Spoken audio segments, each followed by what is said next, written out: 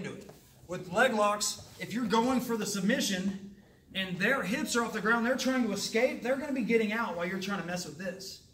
So our goal is, once we get into the position, is control, control, control.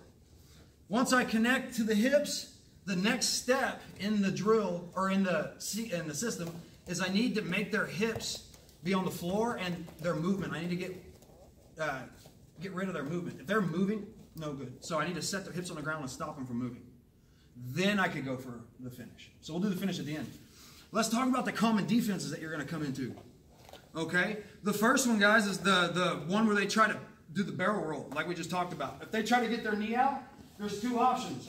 I can roll through with them, just like so, which is probably the easiest option to deal with at first. Okay? Or I can transition. Okay? If he was going to go around, no, keep going. Right the first, right here, if I can pull my inside foot out, I'm going to throw it to a triangle right here. If I can lock this triangle right here, or with my foot on the far hip, both are good. Okay? But my inside foot's coming out, and I'm locking the triangle. Far hip is good because it's hiding my heel and it's kind of holding his far hip.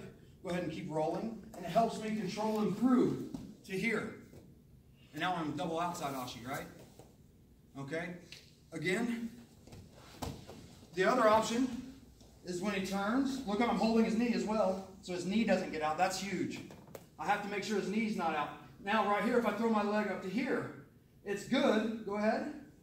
But it doesn't really control their far hip like the other version.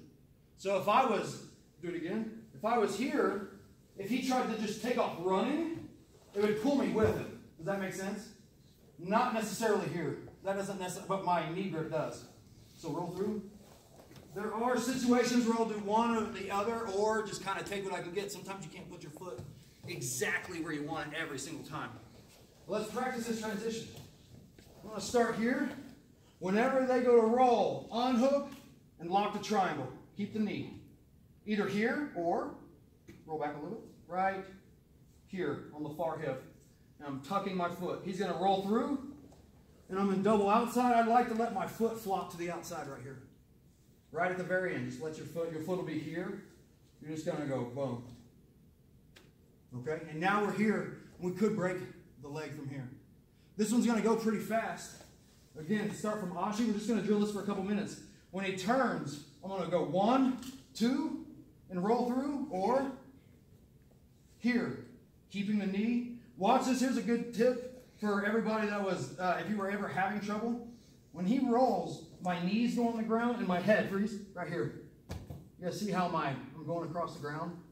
You got to have a strong neck, but don't stay there long, and it won't be that big of an issue. Let's just try rolling through, going to the triangle. Question? So why do you go under here only to flip it back over afterwards? Because it kind of holds their hip when they try to pull. It's like holding right here. It kind of keeps me with them. Just for a second. And to be honest, in real life, I do that if I can. But if I go here, I have a knee bar. So if he keeps going, I catch him here. Okay. So I do this more often than the other one. But the other one's really tight and hides your foot and keeps you really locked in. And if I'm going for the actual heel hook, if my goal is to outside heel hook him, this is the better version. Okay.